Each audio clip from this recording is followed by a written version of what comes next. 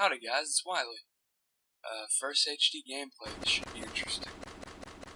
Alright, so I was playing Modern Warfare 3 today, and I noticed that it was incredibly laggy, and my shots weren't really registering, and it was just obnoxious. Like, not like, oh well, you know, he has host. It was like, this is ridiculous. I am pumping people full of lead and not even getting hit markers.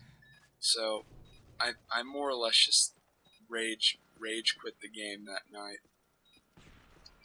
and I was wondering what's going on, and what was going on, come to find out after checking Twitter, that Robert Stealth Clown Bowling issued a patch that addressed lag issues, and this just goes with the typical Infinity Ward mantra of, if it's not broken, let's screw it up.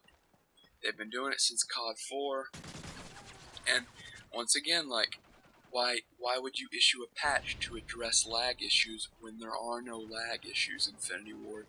That's ridiculous. Now, like, the game is barely playable. It's like playing on a constant 2-bar. It's not just me, I've heard other people complain about it. And it's ridiculous. Robert Bowling needs to undo whatever damage he did and actually fix the stuff that's broken. Look at Outpost. There's 4 different spots you can get under the map. There's that idiotic bunker that shouldn't even be in the map that you need an assault rifle or sniper just to kill someone in there. And they need to, any DLC they release needs to be either the premium maps rehashed from past games. I know some people don't like rehash maps, but I love High Rise. I think it should make a return. Or maps like Hardhat, as you see that I'm playing on here. Hardhat's probably my favorite map. It's small, it's compact, it lends itself to a close range quarters gunfight style. Close range quarters. Anyway, you can see here I'm using the CO2 canister gun, and I'm running around like a manic and spraying people. And if you haven't noticed already, that's how you have to play this game. It's not like previous Call of Duties where, you know, you could play smart and kind of sit back and clip people and, you know, shoot bullets out of your forehead with your assault rifle. You gotta put on the best perks that you can win gunfights with and just get up on people and spray them down. You can see me sitting on top of this pipe here like a moron guarding A. Here comes a triple. Oh, baby, a triple! Anyway, you can see me TI in there, and I'm not using tac inserts to spawn trap like most baggers do in demo. I'm using them to gain map control and continuously stay on my objective and be a nuisance for the other team, and it works out well. The CO2 gun plus rapid fire plus extended mags is pretty much an instant close quarters gunfight win as long as you play your cards right. And we win round 1 here. I don't think they got a plant on. I think I had to defuse once, but they definitely weren't doing much. And my secondaries here are the Brokimbo Scorpions because you pull them out quicker than the FMG9s, but the FMG9s are better. And I'm rushing around here on the left. This is my favorite route to take. I run up here, and let's see if I throw my nade. No, there's a guy. Sometimes, if there's not an immediate person, I like to throw a nade in that building to the left because it kind of bottlenecks right there where the little random ropes are hanging down. If you can hit the corner with if you can hit the corner of that door with the nade where it bottlenecks, a lot of times you'll catch someone coming out with their pants down trying to defend A.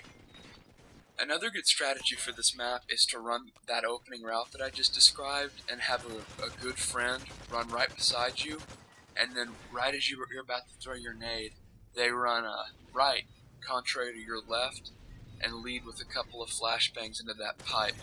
Because if you run alone and your teammates just scatter, as especially random teammates tend to do, then you'll get killed from people rushing that pipe. But if you have a friend that'll flash it, and nade it maybe, and just make sure that you don't get killed from the side. It's a lot more successful than if you were to just run by yourself.